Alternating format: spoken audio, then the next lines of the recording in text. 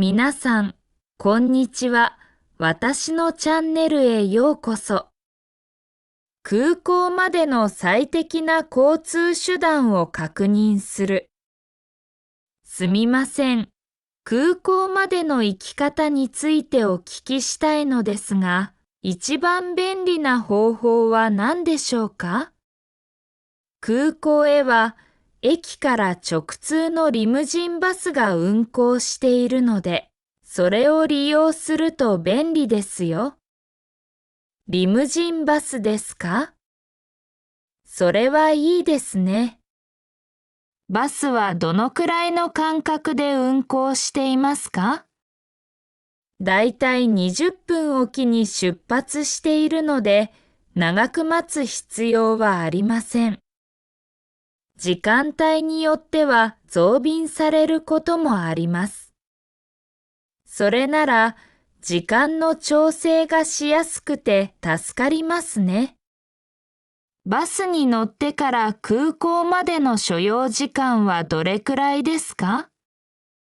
通常は約30分で到着しますが、交通状況によっては多少前後することもあります。特に朝や夕方のラッシュアワーには渋滞することがあるので、少し余裕を持って出発することをお勧めします。なるほど。朝の時間帯に利用する予定なのですが、その場合はどのくらいの余裕を見ておいた方がいいでしょうか？朝の通勤時間帯は道路が混雑しやすいので、通常よりも15から20分ほど余裕を持っておくと安心です。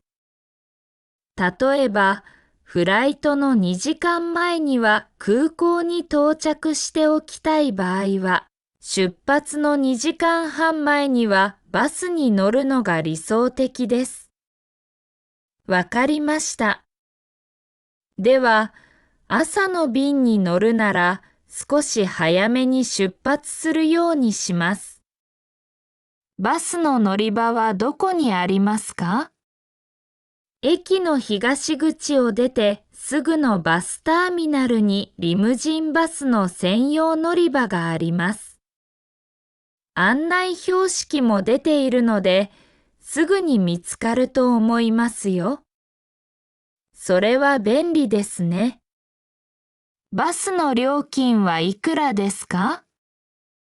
大人は1200円、子供は600円です。IC カードも使えますし、現金での支払いも可能です。IC カードが使えるなら、スムーズに乗車できそうですね。事前に予約は必要ですか？基本的には予約なしで乗ることができますが、週末や連休などは混雑することがあるので、事前にオンラインで予約しておくと安心です。そうなんですね。それなら、予定が決まったら早めに予約をしておこうと思います。ありがとうございます。どういたしまして。良いご旅行を。挑戦と成長、失敗から学ぶ大切さ。最近、新しいことにいくつか挑戦しているのですが、思ったようにうまくいかないことが多くて、少し落ち込んでいます。やる気はあるのに、結果がついてこないんです。挑戦すること自体が素晴らしいですよ。誰でも最初から完璧にできるわけではありませんし、失敗を重ねながら学んでいくものです。そうですね。でも、周りの人と比べてしまって、自分だけができていないのではないか、と感じることがよくあります。どうしても焦ってしまうんですよね。その気持ちはよくわかります。でも、人それぞれ成長のペースが違うので、あまり周囲と比較しすぎる必要はありませんよ。大事なのは、昨日の自分と比べて少しでも前に進んでいるかどうかです。なるほど。確かに、他人ばかり見ていると、自分の成長に気づけないことがありますね。小さな進歩でも認めることが大切ですね。その通りです。そして、失敗を恐れずに続けることが一番大事です。成功している人たちも、過去にたくさんの失敗を経験しているはずですよ。大切なのは、失敗から何を学び、次にどう生かすかということです。確かに、失敗すると落ち込むことが多いですが、その度になぜうまくいかなかったのかを考えれば、次に同じミスを繰り返さずに済むかもしれませんね。そうですね。挑戦し続けることで自分の弱点や課題も見えてきますし、それを改善することで成長していけるはずです。たとえ小さな一歩でも積み重ねていけば大きな成果につながりますよ。そう考えると失敗も悪いことばかりではないですね。むしろ自分を成長させる貴重な経験になるかもしれません。その通りです。大事なのは失敗を恐れて何もしないことではなく、失敗を経験として受け止め、次にどう生かすかを考えることです。なるほど。そう考えると、今の自分がやっていることも無駄ではないと感じられます。焦らずに自分のペースで頑張ってみます。はい、それが一番大事です。努力を続けていれば必ず成果は出るはずですから、一歩ずつ前に進んでいきましょう。賢く貯金を増やすための方法。最近、貯金を増やしたいと思っているのですが、なかなか思うようにたまりません。何か良い方法はありますか？貯金を増やすためには、まずは毎月の支出を見直して、無駄遣いを減らすことが大切です。特に知らず知らずのうちに使っているお金を把握することが重要ですよ。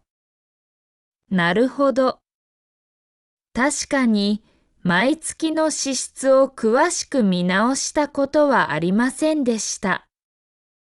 具体的にどのようにチェックすればいいのでしょうか？まずは家計簿をつけることをお勧めします。アプリを使えば簡単に管理できますし、何にどれくらい使っているのかが一目でわかりますよ。家計簿ですか？実は以前に挑戦したことがあるのですが、途中で面倒になってしまって続きませんでした。確かに手書きの家計簿は続けるのが大変ですよね。でも、最近はスマホで簡単に入力できるアプリも多いので、試してみるといいかもしれません。レシートを撮影するだけで自動的に記録してくれる機能もありますよ。それなら無理なく続けられそうですね。まずは、毎月の支出をしっかり把握することが大事なんですね。はい。そして、支出の中で削減できる部分を探してみましょう。例えば、食費、外食費、サブスクリプションサービスなどは見直しやすい項目ですよ。そうですね。特に外食費はかなりかかっている気がします。つい仕事帰りに外で食べてしまうことが多くて、外食を減らして自炊を増やすだけでもかなり節約できますよ。まとめ買いをして計画的に食材を使えば、さらに無駄遣いを減らせるはずです。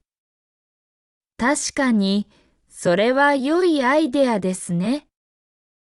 今までなんとなく食費を使っていたので、もう少し計画的に管理してみます。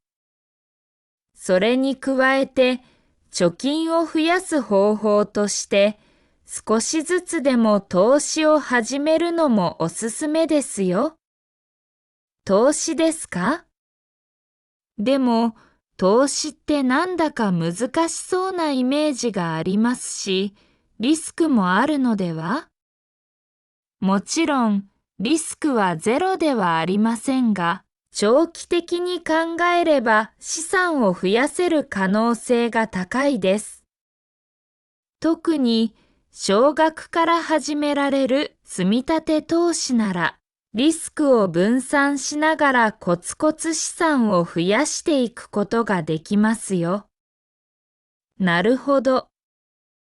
いきなり大きな額を投資するのではなく、少額から始められるなら安心ですね。でも、何に投資すればいいのか全くわかりません。